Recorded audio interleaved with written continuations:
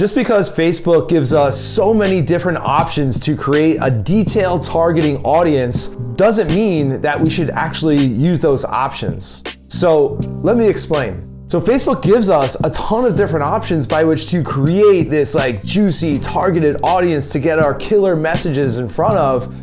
And one of the biggest mistakes I see contractors making is that they take advantage of all these different filtering options and actually shrink their audience size down to a point where it's no longer viable to actually expect any results from Facebook ads, all right? So here's what goes on inside Facebook Ads Manager. Whether you've been inside there or you're thinking about it, or maybe you have no idea what I'm talking about, inside Facebook Ads Manager, which is where you should be running all of your ads, not boosting posts, you have different targeting options to create an audience of people that you're gonna get your content in front of. You've got geographic options like choosing your local area. You've got demographic options like age and genders and things like that. And then you've got psychographic, you've got interest targeting, which is like, what are people interested in? What companies do people follow? What brands do people follow? What companies do people work at? What popular media are people interested in? What hobbies are people interested in? What behaviors have they demonstrated in the past and things like that? So it can get really tempting to say, hey, I want to target people that are, maybe you want to target a country club or, a gated community or a high-end area, and you say, I want to target people that are interested in golf or that play golf or that have been to golfing websites or have golfing apps on their phones and things like that. While that can be very tempting, what happens is when you target a geographic area and then you add those filters, your audience size is like usually below 5,000 people, which is extremely small in terms of displaying your ads and generating results, right? What I recommend is two things, okay? So for residential marketing, retail, insurance, whatever it is, for residential marketing, roofing, contracting, any sort of home services that you provide, just target a geographic area, right? So that might be a 1 mile radius. If you're geo-targeting, it might be like a 15-mile radius if you're doing some brand awareness, but just target that geographic area.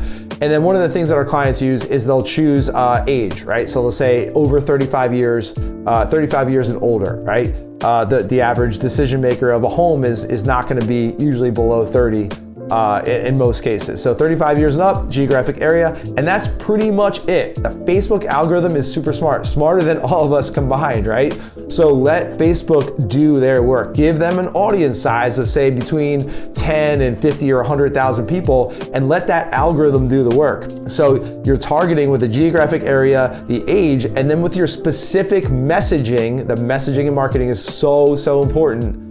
You are getting the attention of those people that you want to get the attention of with your ad copy, with your creative, which is your photos and videos, and then with your headlines, all right? So that's my recommendation for residential.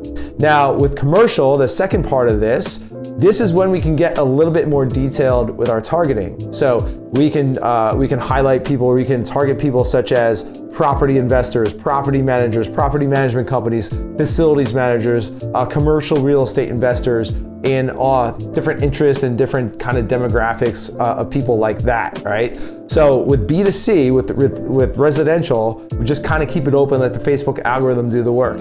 With commercial, that's when we can get a little bit more targeted as to who we want to get the attention of. But even with commercial, if you're not positive or if you're adding too many filters and your audience size is decreasing too much, then remove those filters. And again, let the Facebook algorithm do the work, and then use your messaging and your ad copy, your creatives, your headlines to target those people and get the attention of those people as well.